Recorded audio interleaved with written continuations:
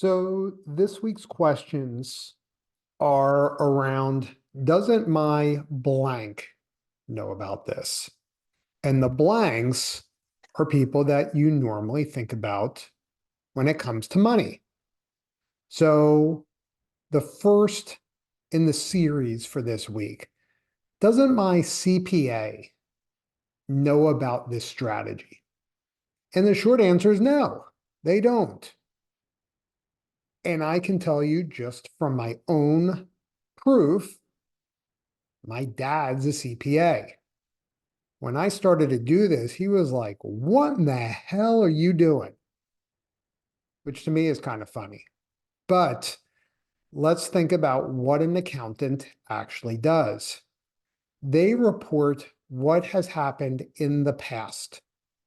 They are helping to record the history of your employment or your business on certainly an annual basis to report to the IRS, sometimes on a quarterly basis if you're making quarterly tax payments, and a good one is going to do it on a monthly basis and keep you updated on a monthly basis so that you can make close to real-time decisions for your practice or for your business so you know how to pivot accordingly.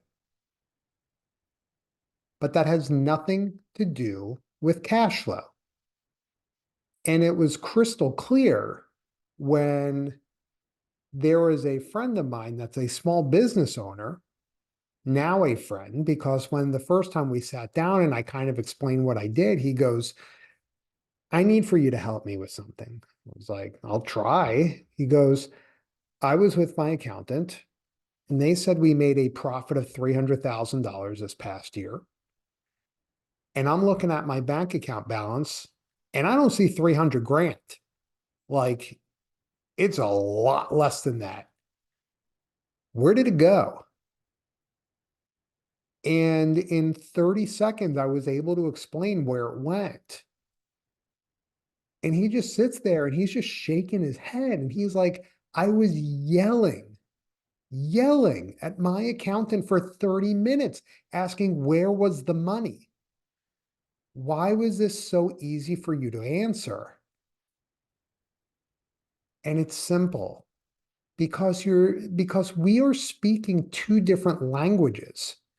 They sound similar because it's around money and income that's coming in, but it's two very different scenarios. And here's the crux of it. Your accountant is trying to report to the government how much you made. And there's a lot of flexibility in terms of what your profit was. And you're trying to minimize that to justify paying the accountant.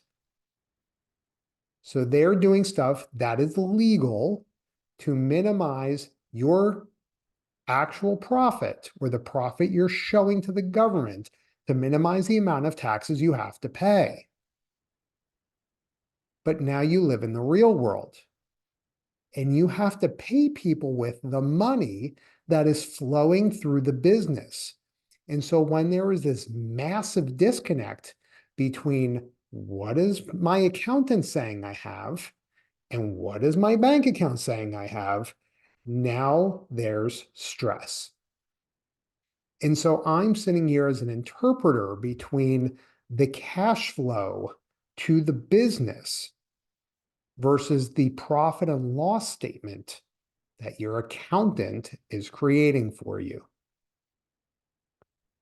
Now, there are some accountants out there that realize just doing tax returns is not the best use of their time to be as advantageous for you and to be a champion for you. And some of them are tax strategists, actually looking forward to say, how do we use the tax code as it is written today for you to minimize taxes? And let's plan this strategically looking into the next year.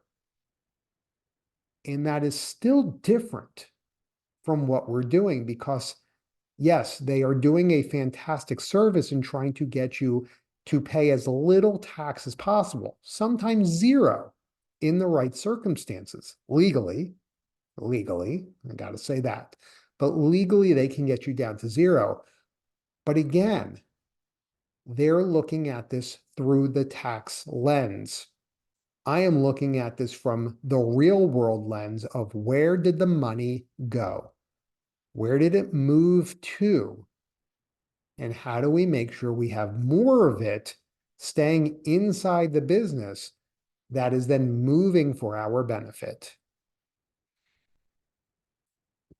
I'll see you on Wednesday for the real fun question of, doesn't my financial advisor know this? But if you want to get access deeper than your accountant into these ideas, type access in the comments below. See you on Wednesday.